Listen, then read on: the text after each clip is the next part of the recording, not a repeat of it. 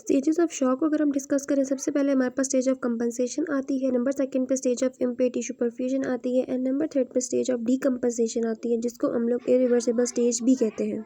Number first पे stage of compensation को अगर हम देखें तो इसमें क्या होता है कि हमारे पास अब इनिशियल स्टेज होती है और ये नॉन प्रोग्रेसिव होती है, ये प्रोग्रेस नहीं करती। इसके अंदर क्या होता है, रिफ्लेक्स कंपनसेटरी मैकेनिज्म जब एक्टिव हो जाता है तो फिर क्या होती है, हमारे पास जो वाइटल ऑर्गन्स होते हैं उनकी परफ्यूजन होती है। इसका मेन गोल ये होता है कि उनकी परफ्यूजन मेंटेन की जाए जो हमारे वाइटल ऑर्गन्स है। फॉर एग्जांपल अगर हमारे पास सिंपैथेटिक स्टिमुलेशन हो जाए तो उसमें क्या होगा कि आपकी हार्ट रेट इंक्रीज़ होगा, आपकी पेरिफेरल वैसोकंस्ट्रिक्शन होती है, जिसकी वजह से क्या होता है, कार्डिक आउटपुट जो है वो इंक्रीज़ करता है, जो कि आपके ब्लड प्रेशर को, बीपी को मेंटेन रखता है आपके वाइटल ऑर्गन्स के अंदर, जो कि दो ऑर्गन्स इम्पॉर्टेंट है हमारे, ब्रेन और हार्ट।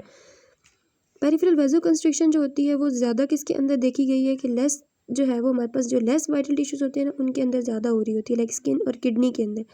अब स्किन के अंदर जो वैसोकंस्ट्रिक्शन होती है that results in the cold and clammy skin होती है आपकी, और ये हमारे पास एक क्लिनिकल मैनिफेस्टेशन है शॉक की। सेकंड पे किडनी में क्या होता है कि वैसोकंस्ट्रिक्शन इन द रीनल आर्टेरियोल्स।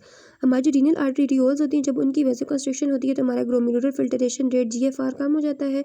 जब वो कम होता है तो हमारा यूरिन आउटपुट जो है वो डिक्रीज़ करता है and we call it oliguria की कंडीशन होती है।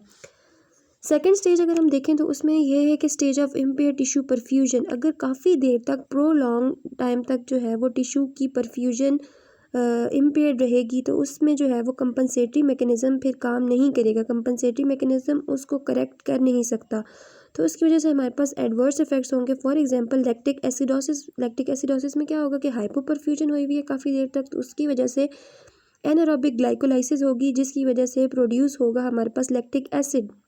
वो लैक्टिक एसिड जो है वो लैक्टिक एसिडोसिस कॉज करेगा and which further result in the vasodilation करवाएगा वो लैक्टिक एसिड, और हाइपोटेंशन कराएगा, मजीद जो है वो शॉक की कंडीशन डेवलप करेगा। सेल नेक्रोसिस भी यही है कि अगर सस्टेन हाइपोपरफ्यूजन काफ़ी देर तक हाइपोपरफ्यूजन की स्टेट रहेगी तो सेल नेक्रोसिस प्रोड्यूस होती है। फॉर एग्जांपल हमारे रीनल सेल अगर हो, हमारे जो किडनी के सेल्स हैं अगर उनके अंदर नेक्रोसिस हो जाए तो वो रीनल सेल फेलियर होगा, या फिर शॉक लंग होगा, या एक्यूट रेस्पिरेटरी डिस्ट्रेस सिंड्रोम। ये क्या होता है कि हाइपोक्सिया की कंडीशन जब डेवलप होती है हाइपोपरफ्यूजन की वजह से, जब हाइपोक्सिया डेवलप होता है तो हमारे जो एल्व्यूलर सेल्स होते हैं लंग्स के वो डैमेज हो जाते हैं और उनके अंदर क्या होती है, एल्व्यूलर एडिमा होता है, haemorrhage information of hyaline membrane बन जाती है, जिसकी वजह से हमारी ऑक्सीजनेशन नहीं हो रही होती प्रॉपरली। तो इस कंडीशन को हम लोग शॉक लंग कहते हैं या फिर ARDS acute respiratory distress syndrome कहते हैं। लिवर की नेक्रोसिस होती है या फिर इस्कीमिक नेक्रोसिस हो जाती है इंटेस्टाइन की। थर्ड जो स्टेज आती है वो स्टेज आती है हमारे पास डीकम्पनसेशन स्टेज होती है, उसको हम लोग इरिवर्सिबल स्टेज भी कहते हैं।